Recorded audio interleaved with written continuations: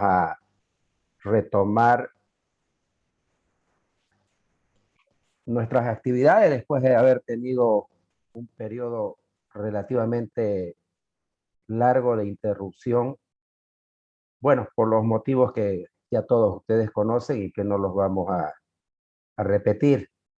Si bien es cierto, se ha levantado el paro multisectorial, que incluía también los bloqueos, todavía la problemática persiste, por lo menos en lo que se refiere a la universidad, el gobierno municipal y el gobierno departamental, pues se está pidiendo la abrogación de otra ley que atenta a la autonomía municipal, a la autonomía departamental y obviamente a la autonomía universitaria.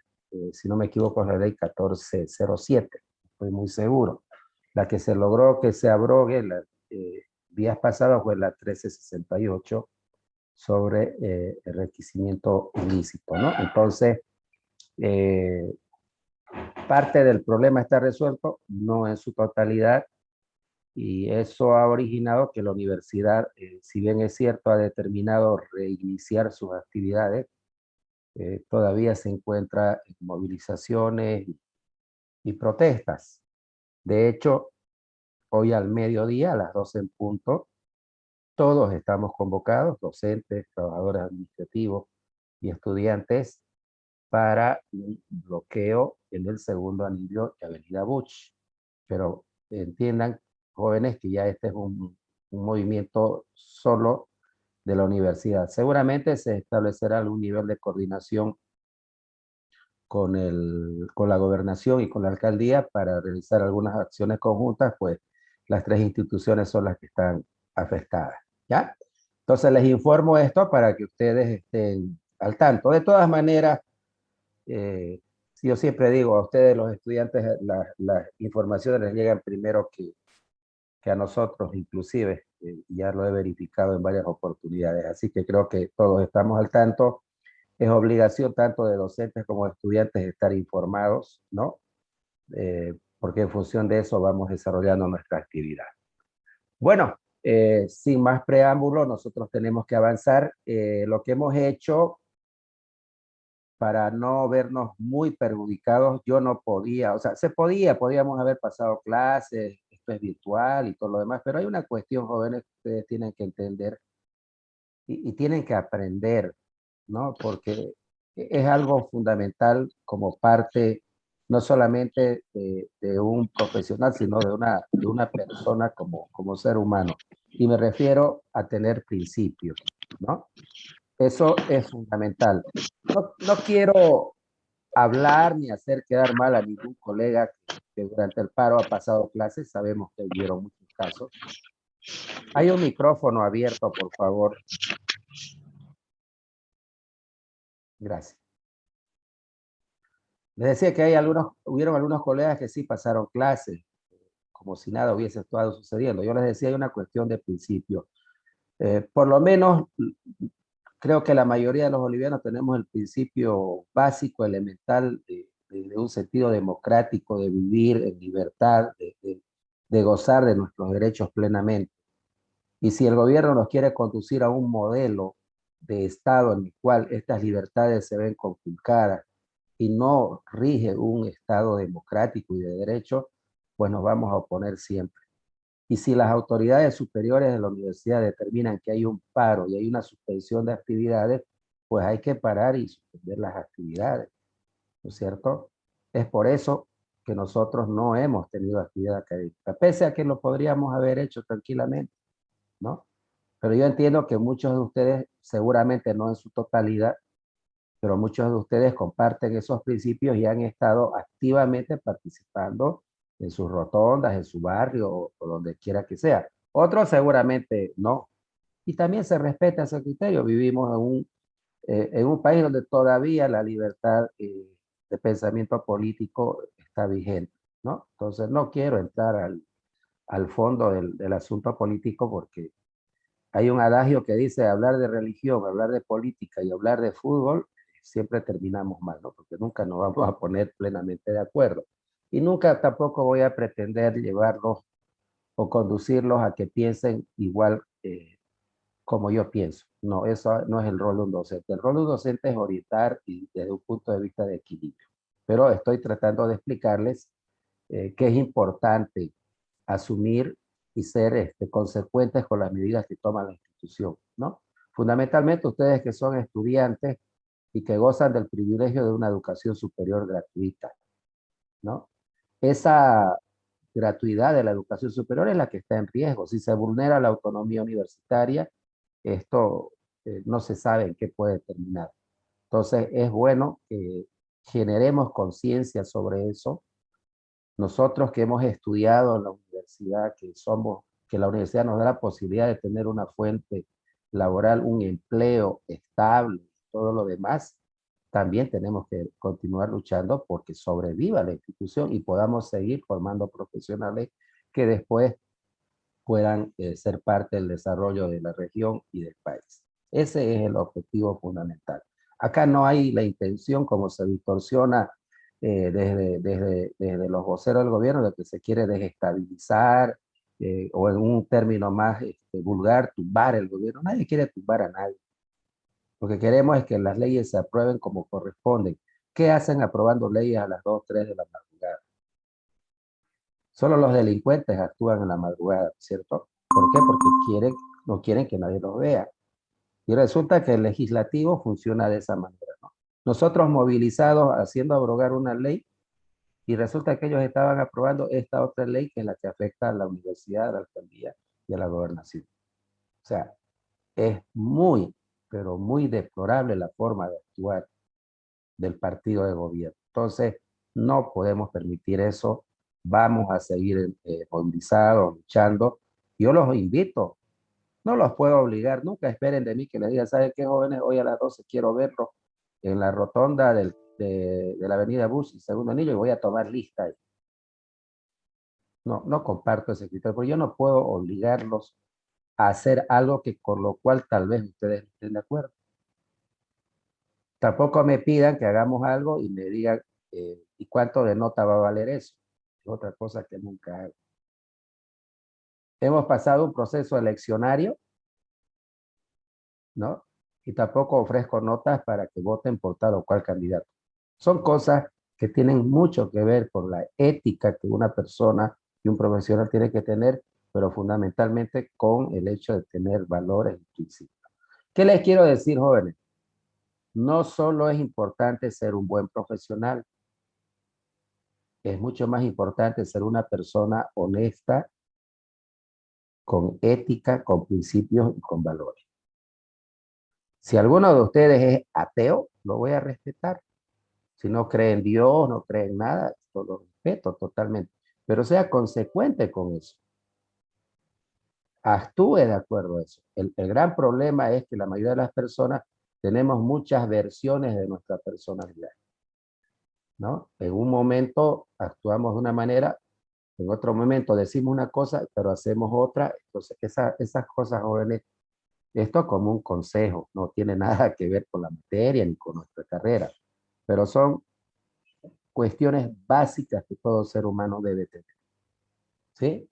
Repito, principios y valores. Eso normalmente no nos los enseña la universidad, ni siquiera el colegio. Eso lo aprendemos en la casa. Son nuestros padres los que nos enseñan esos principios. Ser responsables, ser solidarios, ¿no? Ser consecuentes con nuestra forma de pensar. Esos son los principios, esos son los valores. No son los únicos, hay muchos, ¿no? Entonces, jóvenes, tomen en cuenta eso.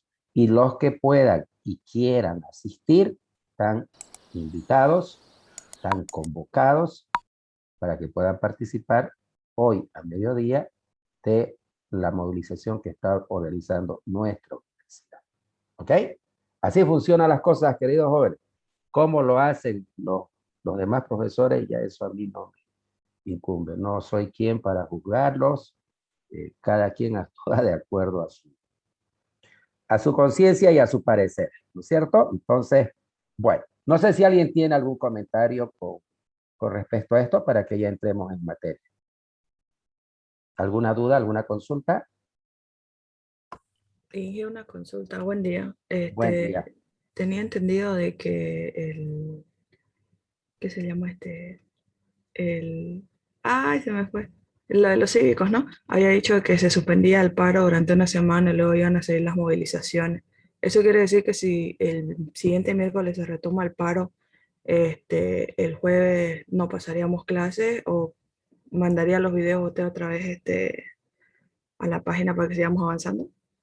Correcto. El levantamiento del paro de parte del Comité Cívico es un levantamiento parcial. Se ha dado un plazo de 7 días al gobierno, porque no es solamente una o dos leyes las que se está pidiendo abrogar, son un paquete de leyes que son totalmente atentatorias contra los derechos constitucionales de los bolivianos. Entonces, nosotros tenemos que tomar dos cosas en cuenta.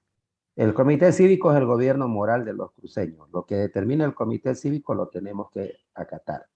Repito, los que querramos hacerlo. Seguramente, puedo estar seguro que en este grupo hay jóvenes que comparten el criterio del gobierno. Lo respeto, o sea, no hay problema. Pero la gran mayoría respetamos las determinaciones del comité. Ahora, en lo que se refiere a las clases o a la actividad académica específicamente, quienes van a determinar eso son las autoridades superiores, el rector y el vicerrector, y en este caso hay un comité de movilizaciones que está conformado por el rector, vicerrector, presidente de la Federación Universitaria de Profesores, el ejecutivo de la Federación Universitaria Local, que los representa a todos ustedes como estudiantes, y el ejecutivo del Sindicato de Trabajadores Administrativos. A eso se le ha agregado en estos días a todos los decanos de las facultades de la universidad, ya es el comité de movilización ampliado. Esa es la instancia que determina qué se va a hacer, se va a bloquear, se va a marchar, se va a parar ellos. Y van sacando los comunicados rápidamente y eso es lo que tratamos nosotros de enviarles a ustedes para que se enteren. Entonces, si ese comité de movilizaciones dice el miércoles, suspender, hay suspensión de actividades, vamos a suspender. Pero ahora bien, vamos a ser consecuentes con nuestra universidad, ¿no es cierto? Pero tampoco podemos perjudicarnos, sobre todo ustedes. Entonces, ¿qué alternativa hemos encontrado? Y no le hemos hecho ningún daño a nadie. Las clases grabadas las hemos subido a Classroom. Entonces, ustedes en un momento determinado, por último, si estaban en su rotonda bloqueando, están luchando, muy bien, pero de paso pueden ir mirando su video de su clase, ¿no? O en un momento en su casa porque tienen wifi y no gastan sus megas. Sabemos cómo funciona todo esto. Entonces eso nos ha permitido, jóvenes, no tener un perjuicio sustancial y hemos logrado avanzar un poco, ¿verdad? Entonces, la clase de hoy la vamos a retomar hasta donde llega el tercer video que les he enviado. Esos contenidos de los videos se dan por avanzado. Se les dijo que podían consultar, hubo una consulta en el grupo de WhatsApp y todos son testigos que se les ha respondido mediante un audio, ¿no? Ahora les diré algo. Respondí su pregunta, Zúñiga, ¿no? Entonces, si hay suspensión de clases, sí, pues vamos a acatar eso, vamos a ser disciplinados, pero vamos a ir viendo las alternativas de no perjudicarnos demasiado. Ahora, con esto de la tecnología, jóvenes, todo, todo se sabe. Antes de entrar a clases, entré a mi canal de YouTube, que es de donde se postean los videos en Classroom. Y son 3 videos, ¿no? Los que se les ha compartido. En uno hay 19 visualizaciones, en el otro hay 29, creo. Y en el tercero algo de 25. Y estoy hablando de casi 100 estudiantes. O sea, no hay como me digan, ingeniero, ya todos vimos el video. No. YouTube me da las estadísticas. Quiere decir que 19 estudiantes o 29 o 25 estudiantes han visto tal o cual video. De un total de casi 100, 97, 96. No sé en cuánto estamos ahorita. ¿Sí?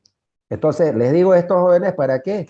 Para que se den un tiempito, se motiven, ustedes mismos se automotiven y bueno, tengan ganas de hacer las cosas bien, ¿no? Porque después vamos a evaluar la posibilidad de consultar. Miran el video, surgen una duda, toman una anotación. Continúan mirando. ¿Hay otra duda? Otra anotación. Pueden preguntar por el WhatsApp o en este momento también si alguien tiene alguna duda de lo que está publicado en los videos de las clases grabadas, lo puede hacer. Dijimos eso, ¿sí? Entonces, jóvenes, hoy retomamos, tocaría ver la parte de desventajas del primer tipo de distribución que estamos estudiando, que es la distribución por producto o en línea continua, ¿sí? Entonces, jóvenes, ¿hay algún estudiante que tenga alguna duda, alguna inquietud con respecto a lo que ha visto para que la podamos explicar y podamos avanzar a partir de ahí? Los escucho. Ninguna. Bien. Le seré franco. Ingeniero, buen ¿Sí? día. Buen día. Ingeniero, buen día.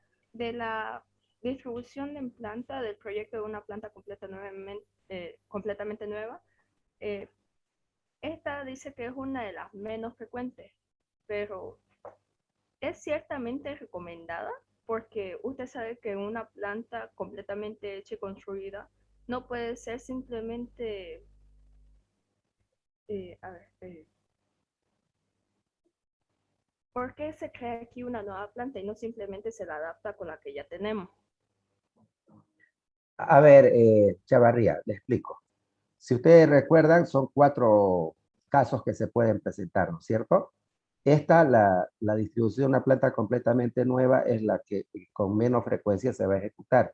¿Pero a qué se refiere? ¿A qué se refiere?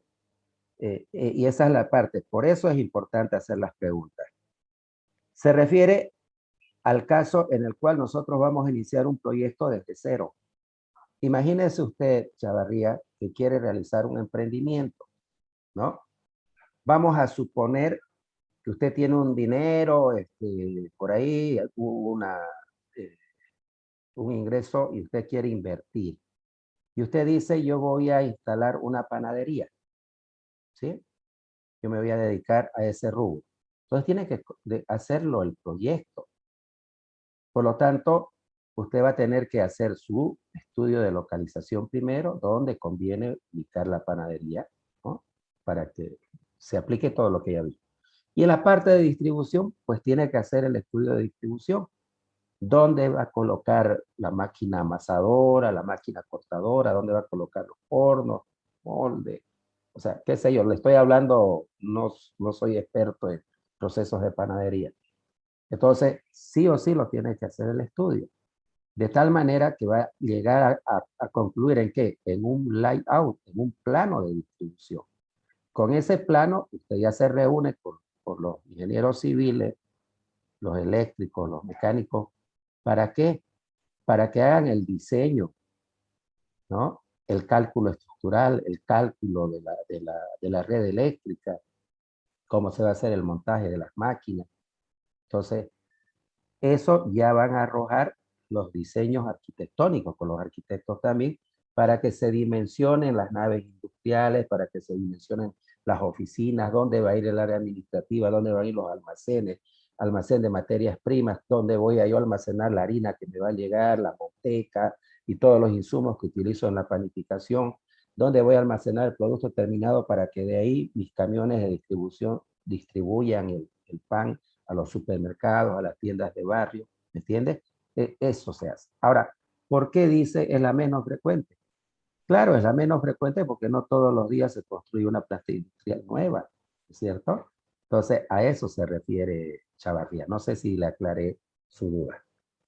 Sí, sí, ingeniero, eso no había entendido Ah, completamente nueva, ahora sí. así, Gracias. así, así es, perfecto, muy bien.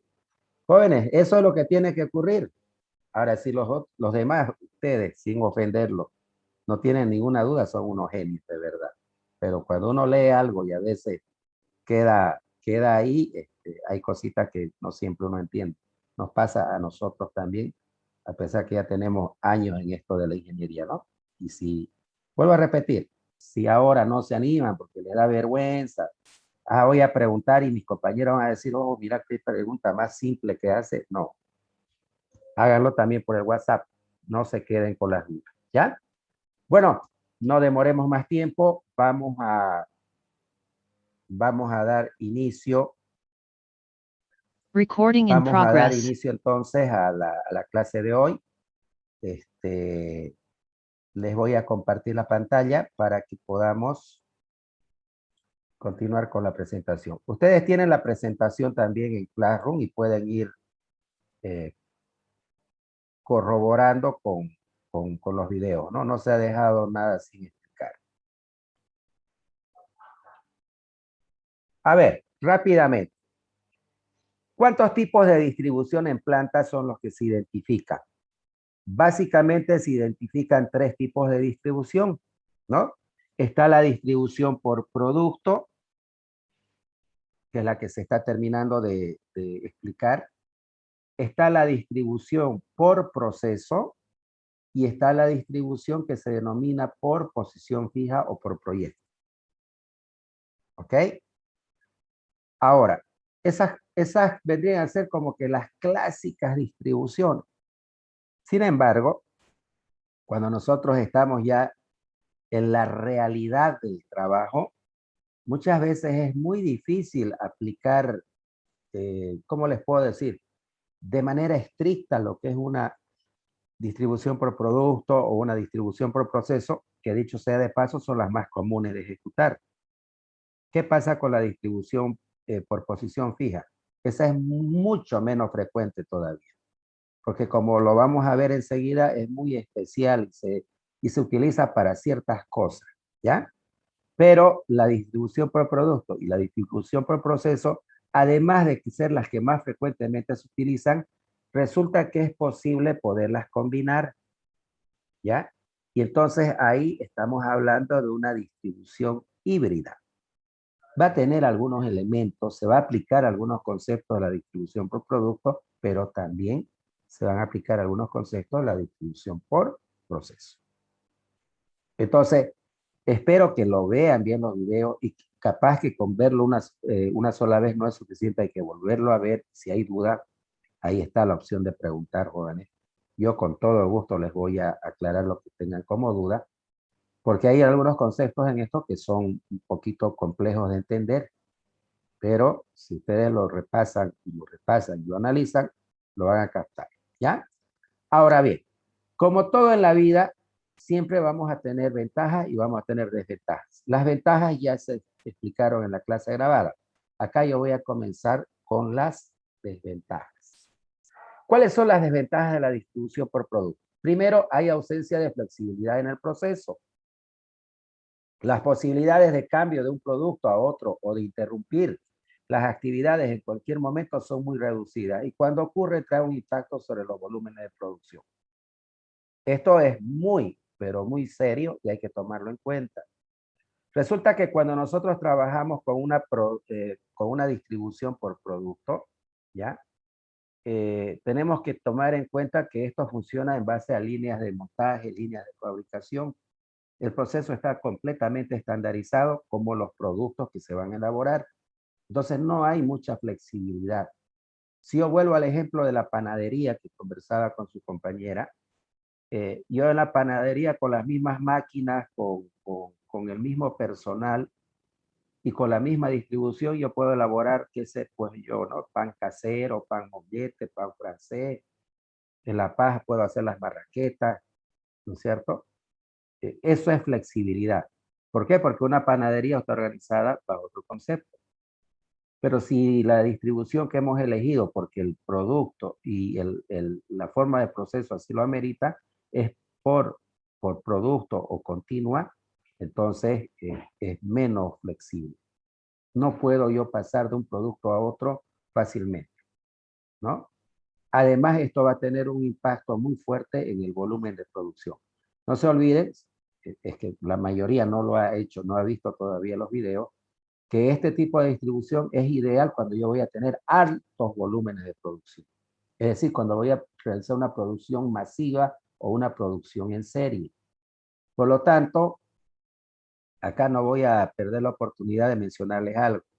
Si vamos a adoptar una distribución por producto, como ingeniero industrial responsable de la planta, yo tengo que garantizar, ya, de dotar de un sistema de gestión de mantenimiento industrial que sea muy eficiente. ¿Por qué? Porque si una sola de las máquinas en la línea de producción o en la línea de montaje llega a presentar una falla y necesito sacarla de funcionamiento, no se va a detener solamente esa máquina, no se va a detener solamente esa estación de trabajo, se va a detener toda la línea. Y eso tiene consecuencias económicas muy fuertes en la empresa. Entonces yo a través de un sistema de gestión de mantenimiento tengo que garantizar los 3 indicadores de clase mundial del mantenimiento: la disponibilidad, la confiabilidad y la mantenibilidad de los equipos. Y esto que estoy mencionando está en la grabación, ¿no? Solamente que estoy haciendo énfasis. Entonces, es muy importante analizar esa situación para tomar la decisión de adoptar este tipo de equipos. También tenemos otra desventaja, que es la escasa flexibilidad en los tiempos de fabricación. Cuando hablamos de tiempos, estamos hablando de ingeniería de métodos, ¿no? Tiempos, desplazamientos. Las actividades en cada estación de trabajo están limitadas a un tiempo mínimo de ejecución, quedando el tiempo total de producción limitada por la estación de trabajo más lenta. Presenta mucha oportunidad de tener equipos ociosos. Ese es el otro inconveniente. Resulta que todas las estaciones de trabajo, en la medida de lo posible, deberían demorar exactamente el mismo tiempo en ejecutarse, comparando unas con otras. ¿Me entienden? Si una operación, y eso también se explica en el video, demora el doble de la antecesora, ahí estamos en problemas, porque ahí se me va a generar un cuello de botella y de repente, haciendo el análisis, el balance de línea, me conviene desdoblar la estación predecesora en 2, ¿no? ¿Para qué? Para que no haya ese cuello de botella. Entonces, esto se ve mucho, no sé si ustedes tal vez, seguramente que sí, han llevado sus vehículos a los lavaderos donde son un poco más grandes, tienen más infraestructura. Primero, uno llega y sube el vehículo a una rampa, ahí se hace la primera etapa del proceso, ¿no? Es el lavado a presión, la parte externa, la parte de abajo del vehículo, con un dispositivo que arroja el agua a presión. De ahí se baja de la rampa, estoy en una línea, bajo de la rampa y ahí, ¿qué hace? Tienen una máquina dosificadora de espuma y le llenan de espuma el vehículo y ahí el operario lava toda la parte externa del vehículo. Segunda operación. Pasa de ahí a una tercera etapa final, donde nos hacen mover el vehículo a otra posición, donde traen una aspiradora y proceden a la limpieza de toda la parte interior del vehículo.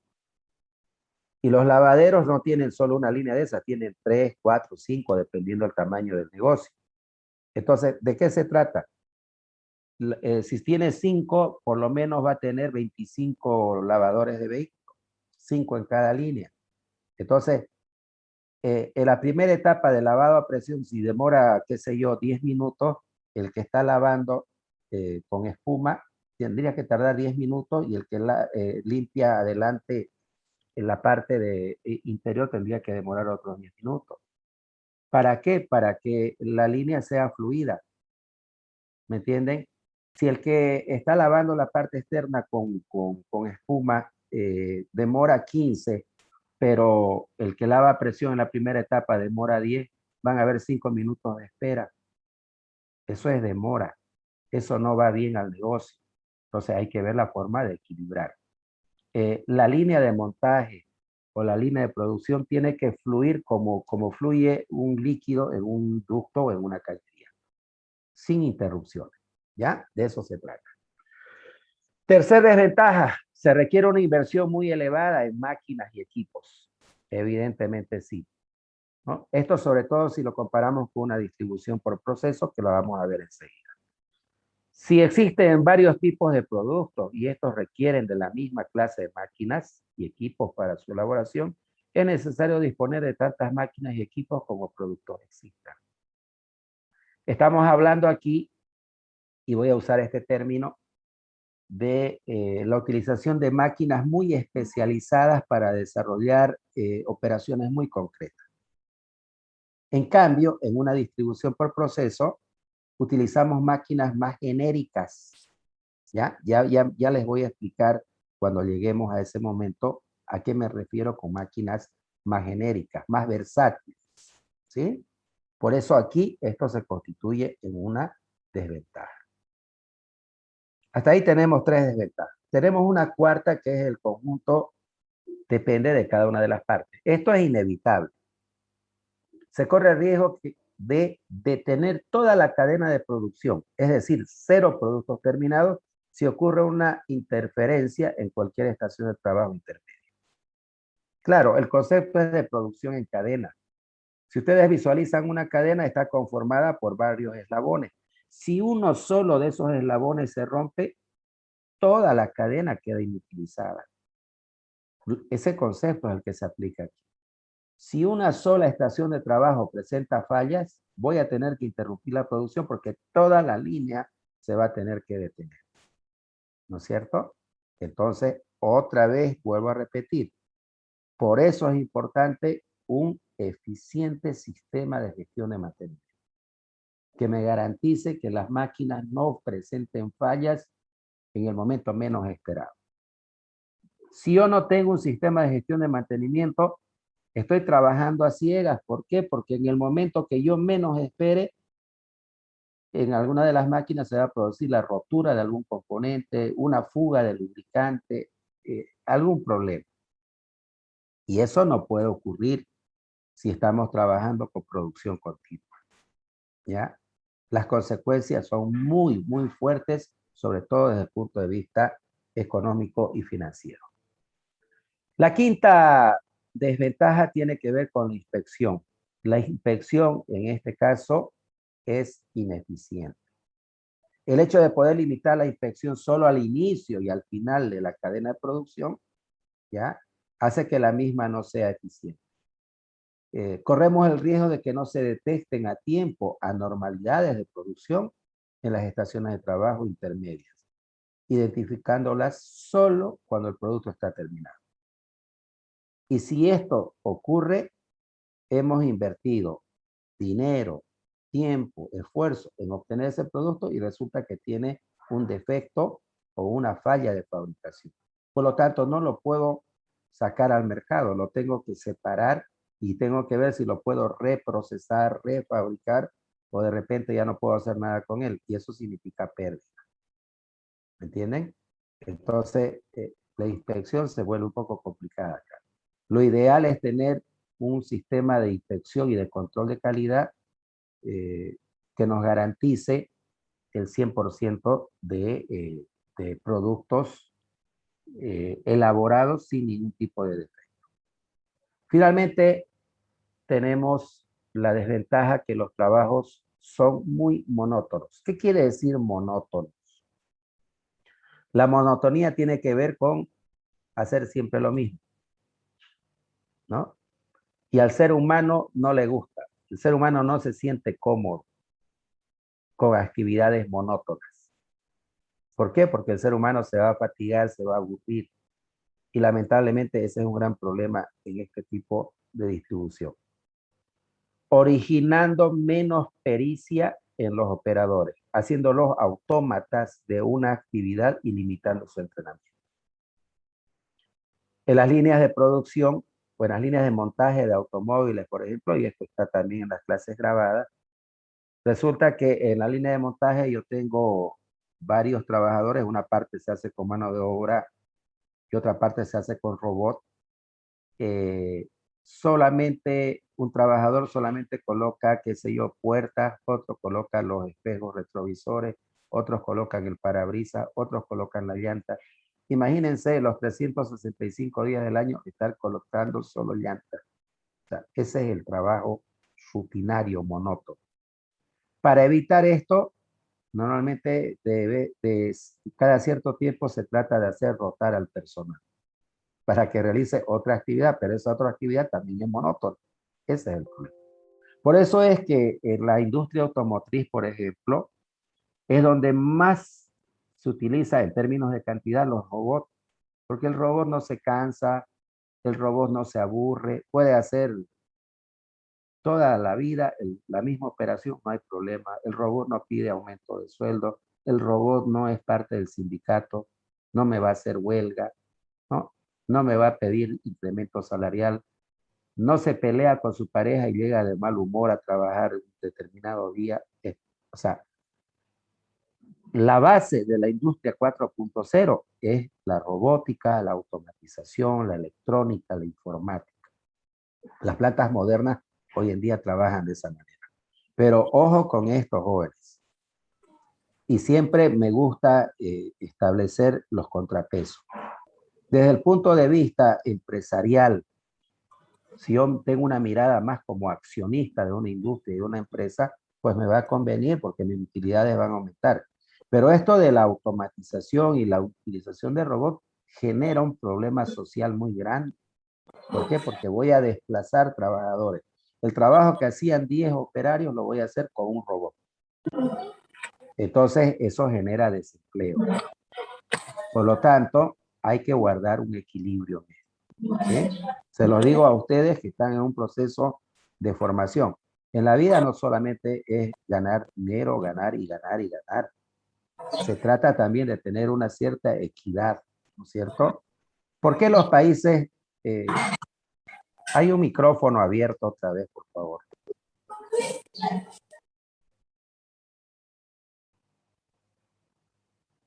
¿Por qué los países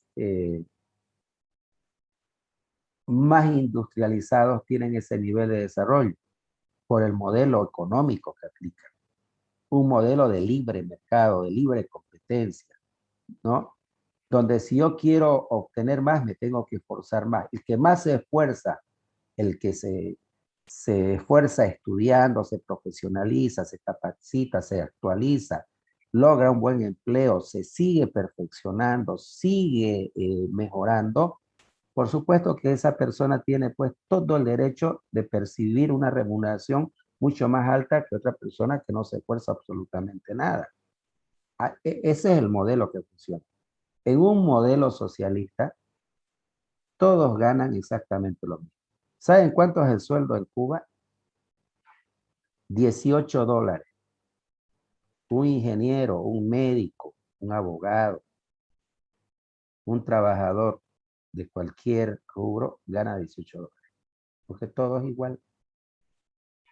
Y entonces si comparamos, ¿y qué esfuerzo tuvo que realizar el médico para llegar a formarse como médico, hacer una especialización para ganar $18 mensual? Es un poquito más de 100 bolivianos. Y alguien me va a decir, pero el Estado le da todo. Claro, le da vivienda y esa persona, no, esa familia no es propietaria de la vivienda. Y en un edificio viven como 50, 60 familias y los edificios se están cayendo porque nadie le hace mantenimiento, ¿no? Y el Estado le da alimentación, sí, pero tengo que ir a hacer una fila por 1 kilo de arroz, otro kilo de frijol, carne de res, olvidemos, no, en Cuba no se conoce. O sea, no hay la posibilidad de juntarme con los amigos, con los colegas, o ustedes con sus compañeros y hacer un churrasquito como acostumbramos en Santa Cruz. Eso es un lujo. Entonces, cuando las cosas se dicen muy a medias, confunden, ¿cierto? Entonces, esto de los trabajos monótonos, la aplicación de la tecnología tiene sus consecuencias, ¿no? Por lo tanto, les decía yo, los países más desarrollados son los que más tecnología aplican, ¿ya? Pero también buscan las alternativas de que esas personas que han sido sustituidas no queden sin empleo. Entonces se van generando otros oficios, otras profesiones, porque resulta que los robots también hay que fabricarlos, hay que programarlos, hay que hacerles mantenimiento. Entonces es cuestión simplemente de tener una iniciativa y una creatividad que se pueda aplicar. ¿Ok? Entonces, jóvenes, no solo tengo que pensar en las utilidades, aumentar las utilidades. Sí, esa es la función de un ingeniero industrial, optimizarlo los procesos. Que hoy día nuestro proceso funcione mucho mejor de lo que funcionó ayer. Y mañana tiene que funcionar mejor de lo que funcionó hoy. Si este mes yo logré, qué sé yo, obtener 10.000 unidades producidas, tengo que pensar en el próximo mes cómo puedo hacer para lograr 11.000 o 12.000. Esa es mi función como ingeniero industrial. Pero ojo, yo tengo que tener un equilibrio de las cosas. No puedo elaborar proyectos de mejora, de optimización, cueste lo que cueste y perjudique lo que perjudique. Así como tengo que velar por las personas que forman parte de la empresa, de la organización, por ejemplo, tengo que velar por el medio ambiente. O sea, no puedo yo implementar medidas que de repente van a conducir a que tengamos emisiones, por ejemplo, de aguas contaminadas, y para no hacerlos gastar a los accionistas, esas aguas las voy a evacuar por un canal que pasa cerca de la fábrica y ese canal después desemboca en un río, ¿no? Y hemos visto en nuestro medio, no les estoy contando una película de ciencia ficción, cuando en las noticias sale, hubo mortandad de peces en el río fulanito de tal, sobre todo en la zona norte. ¿Por qué? Porque algunos de los ingenios azucareros o algunas de las plantas industriales que hay ahí tomaron ese tipo de decisión. Eso es totalmente irresponsable. Aquí estamos tratando de aprender las cosas para hacerlas bien y de la manera más correcta. Me va a costar dinero implementar una planta de tratamiento de aguas para que yo las trate, mis aguas servidas antes de evacuarlas hacia el exterior, pues tengo que hacer esa inversión porque estoy cuidando el medio ambiente. Entonces, es pensar no solamente en nuestra generación, yo tengo que pensar qué va a suceder con mis hijos, con mis nietos, con mis bisnietos y con mis tataranietos. O sea, ¿qué tipo de mundo le vamos a dejar? Entonces, esa en realidad es una asignatura pendiente en todo el mundo. Ustedes han debido oír hablar del calentamiento global. El planeta aumenta la temperatura a razón de 1 grado. Es terrible. En época de calor en Santa Cruz llegamos a temperaturas que nunca antes se había visto. Y eso es producto del calentamiento global, ¿no? El hielo que está en el polo norte o en el polo sur se está derritiendo. Eso tiene consecuencias, ¿no? Entonces, el ser humano, si no empieza a equilibrar las cosas que hace, ¿no? Deforestar, eh, cortar árboles, estas quemas en la chiquitanía, todo eso nos acarrea problemas ambientales. Hoy estuve viendo más temprano en las noticias en una población, en una comunidad del altiplano, en el departamento de La Paz, hubo un tornado increíble, nunca se había visto eso. Los techos de las casas, que aparte son muy precarias porque hay gente de muy escasos recursos, volaron por el aire. Había una empresa que está construyendo un tramo carretero, los turriles en los que contiene el alquitrán volaron por el aire. Y como es la desgracia, uno de esos turriles cayó y le golpeó la cabeza a una persona de 80 años de edad y falleció. O sea, qué muerte esa, ¿no? O sea, ¿quién se iba a imaginar que ocurre ese fenómeno? Pero ¿por qué ocurre ese fenómeno? Porque las condiciones climatológicas han cambiado totalmente.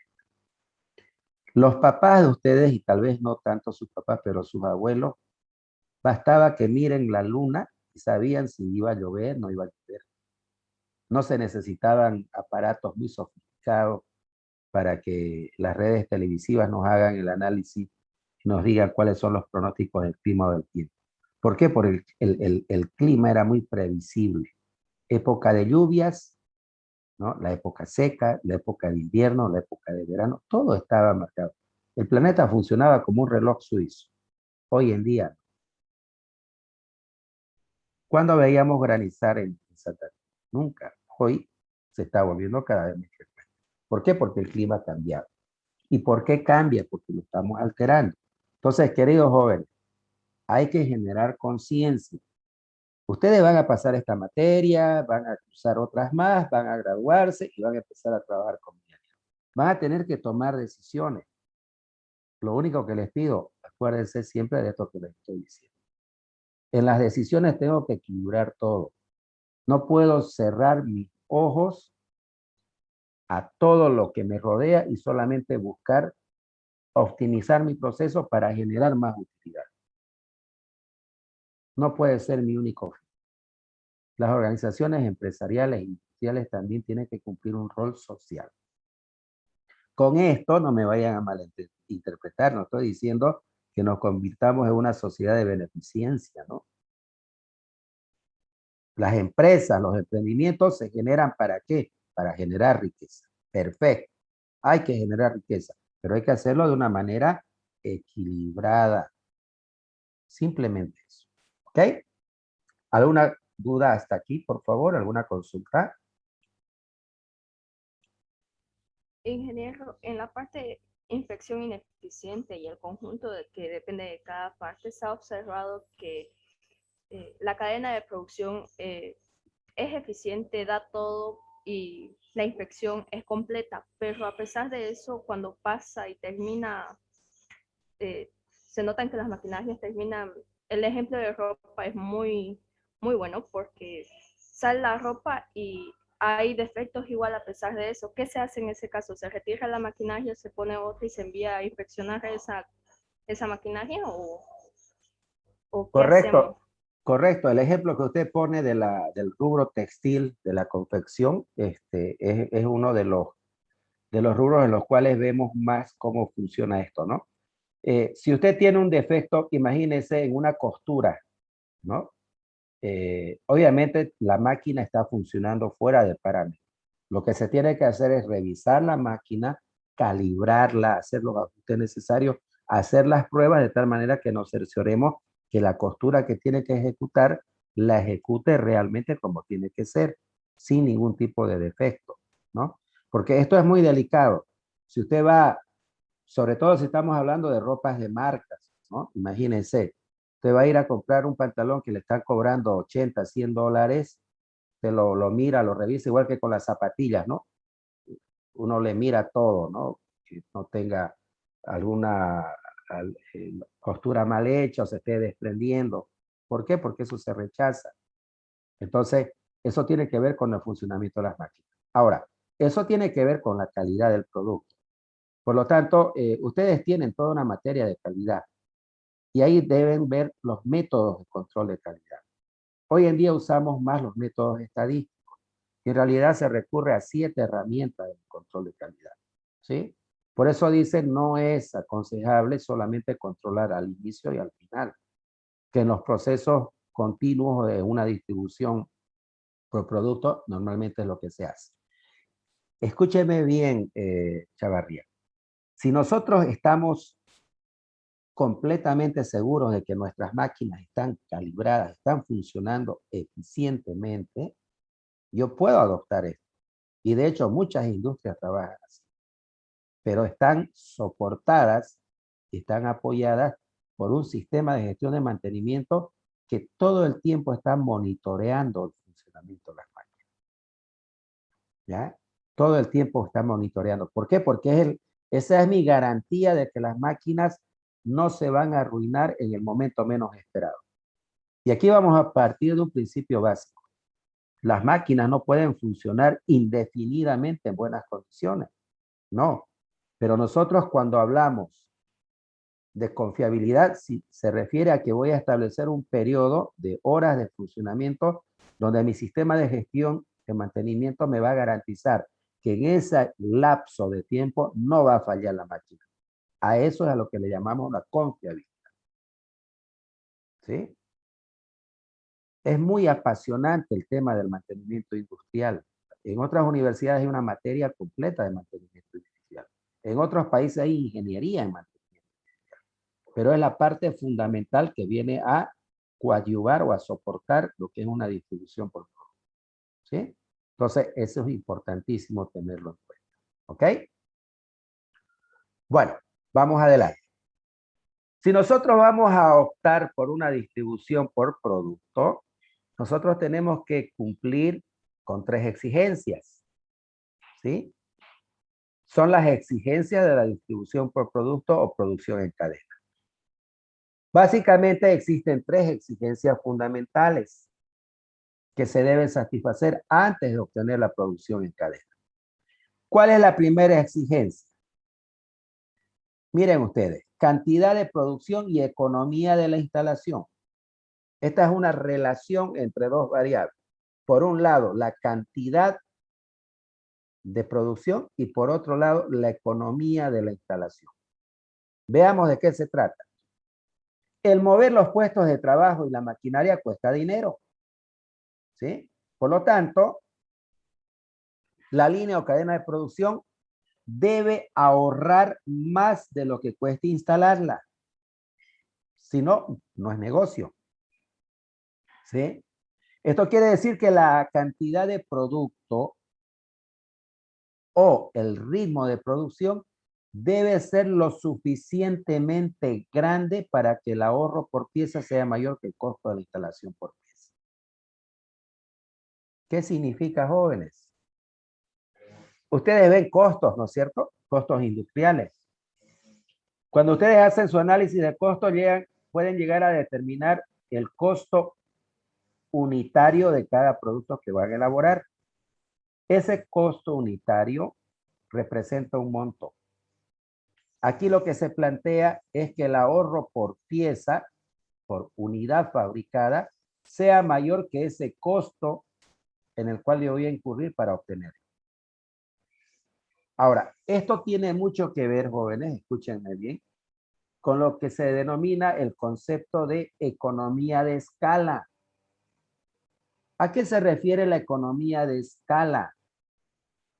Se refiere al concepto de que mientras mayor sea nuestro volumen de producción, yo recién empiezo a tener mayores posibilidades de incrementar mi utilidad. Esto funciona, por ejemplo, para poderles graficar con el sector gráfico, es decir, con el trabajo que hacen las imprentas. Si ustedes van a una imprenta y quieren hacerse unas tarjetitas personales, ven, ¿no? Una tarjeta personal como esta. Esto les cotizan por 1000. Y de repente les van a decir, estas 1000 tarjetas le va a costar 250 bolivianos. Perfecto. Pero si le hacemos 2000, le cuesta 350 bolivianos. Y entonces uno queda pensando, ¿no? Si 1000 cuesta 250, 2000 debería costar 500, ¿no? O sea, en un análisis así simple. O sea, yo estaría pensando que cada 1000 tarjetas me cuesta 250. 3000 me costaría 750 bolivianos y 4000 tarjetas, 1000 bolivianos. Pero no es así. Las primeras 1000 tarjetas me va a costar 250. Si me duplican la cantidad y hacen 2000, solo me van a incrementar 100 bolivianos a 350. Y si fabrico 10.000, de repente no pasa de 450. Eso es economía de escala. ¿Me entienden? Mientras mayor sea el volumen de producción, el costo unitario va descendiendo. ¿Me están entendiendo esa relación? Es interesante. No es lo mismo fabricar 10 unidades que fabricar 10.000 unidades. En las 10 unidades, sacados todos los costos, ¿no es cierto? Yo voy a tener un costo unitario. Ese costo unitario es mucho menor si fabrico 10.000 unidades.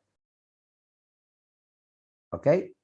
Entonces, esa es la primera condición. La cantidad de producción debe ser tal que me garantice tener, ¿ya? Un ingreso mayor que los costos en los cuales yo voy a incurrir. Por eso, queridos jóvenes, esta distribución por producto, producción en cadena, es especialmente recomendable para grandes volúmenes de producción. Si yo voy a fabricar por lotes pequeños, directamente ni pienso siquiera en la alternativa de utilizar esto. Y entonces ustedes se preguntarán, ¿y cómo lo hacemos? Ya lo vamos a ver más adelante. La distribución por proceso es ideal para ese tipo de situación. ¿Ok? Entonces, los tipos de distribución no compiten entre sí, simplemente son aplicables para ciertas características. y más bien se complementan. La segunda exigencia tiene que ver con la continuidad, que es lo que estábamos hablando hace un momento. Cada operación individual debe tener continuidad de funcionamiento. Si el movimiento de material se detiene en una estación de trabajo determinada, la producción a partir de esta será nula, es decir, será cero. Los operadores siguientes a la operación que está detenida no recibirán más material y por tanto se habrá roto la cadena de producción. Resulta de esto que pequeñas causas, fíjense esto, pequeñas causas pueden detener, ¿ya? Pueden tener, perdón, efectos graves en la producción en cadena. Pequeñas causas pueden tener efectos muy graves en la producción en cadena. La continuidad de cada operación es necesaria para la completación del producto total. ¿Quién me va a garantizar, jóvenes, que yo pueda tener esta continuidad? Ya lo dije hace un momento y lo voy a volver a repetir. Un adecuado y eficiente sistema de gestión de mantenimiento. Si yo no he logrado diseñar e implementar un sistema de gestión de mantenimiento industrial, voy a tener serios problemas, porque las máquinas no las voy a tener bajo control y se van a arruinar, van a presentar fallas, perfectos, en el momento que yo menos espero. Y eso es un tremendo dolor de cabeza, porque hay que parar la producción, hay que ver qué ocurrió, se rompió algún componente y ¿saben qué es lo más grave? Muchas veces el repuesto, el recambio no hay en el mercado. ¿Qué tengo que hacer? Un pedido a la fábrica. ¿Qué implica hacer un pedido a la fábrica? Me va a costar mucho dinero y además tengo que esperar un tiempo muy largo para que me llegue la pieza. Mientras tanto, tengo que aplicar mi ingeniería. Tengo que ver cómo recupero esa pieza. Hay que soldar, hay que tornear, hay que fresar. Ustedes ven máquina, tecnología mecánica y saben de lo que estoy hablando. Por lo menos la voy a recuperar para que funcione hasta que me llegue la pieza o el recambio nuevo. ¿Me entienden? Entonces, esto de la continuidad es algo fundamental para que este tipo de distribución funcione adecuadamente. Finalmente, tenemos una tercera exigencia que es el equilibrio. Esta parte es bien interesante. Miren ustedes. Es la base de la economía de operación. Si la operación 1 necesita 2 veces más tiempo que la operación 2, los obreros de la segunda, así como su maquinaria, permanecerán la mitad de su tiempo ociosos y se presentará lo que se conoce como un cuello de botella, ya que su capacidad, la más baja de todos los centros de trabajo, ¿cierto? En términos de tiempo estamos hablando, restringe la del proceso completo. Esto resultará demasiado costoso. Para que puedan comprender, jóvenes, ¿cuál es el concepto de cuello de botella? Una botella, ¿por qué se caracteriza? Tiene una sección constante en el cuerpo, pero la parte del pico, esa sección se reduce abruptamente, ¿no? Entonces, imagínense el caudal que va por el cuerpo de la botella, cuando llega al cuello, sufre un estrangulamiento. No va a fluir con la misma velocidad. Por eso ese concepto se aplica en la industria para graficar exactamente lo mismo. Yo tengo una línea de producción que va moviéndose constantemente, pero puede llegar a una estación de trabajo donde demora el doble de tiempo que la predecesora. Ese es un cuello de botella. Ahí voy a demorar más. ¿Y qué va a pasar con las operaciones que están adelante de esa? Van a quedar ociosos la mano de obra porque no les va a llegar material. Entonces, esto del equilibrio es fundamental. Ahora bien, el anterior problema suele solucionarse mediante el equilibrado de la cadena. ¿Qué es lo que tenemos que hacer? Lo que denominamos en ingeniería industrial el balance de líneas. Tengo que balancear mi líneas. que consiste en subdividirla en estaciones de trabajo cuya carga se encuentre bien ajustada o equilibrada. La asignación de trabajo a las distintas estaciones se realiza de modo que se consiga la producción deseada con el menor número de estaciones. Esto significa que producto del balance de líneas, yo tendría que tomar en algunos casos la decisión de duplicar una estación de trabajo. Pero alguien dirá, ¿y por qué no se duplica o se triplica? No se trata de eso. Si duplicamos, triplicamos, representan mayor inversión en máquina, en mano de obra. Entonces tengo que ser muy, muy cuidadoso, muy meticuloso a la hora de hacer mi balance de línea.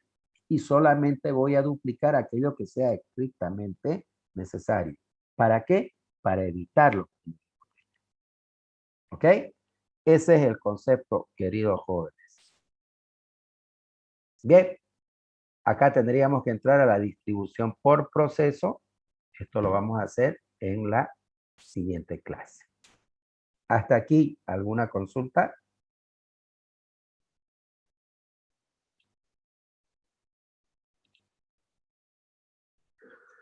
Bien, jóvenes, creo que no hay consultas. Vamos a quedar aquí, ¿ya? Nos vemos en la siguiente clase. Muy buenos días.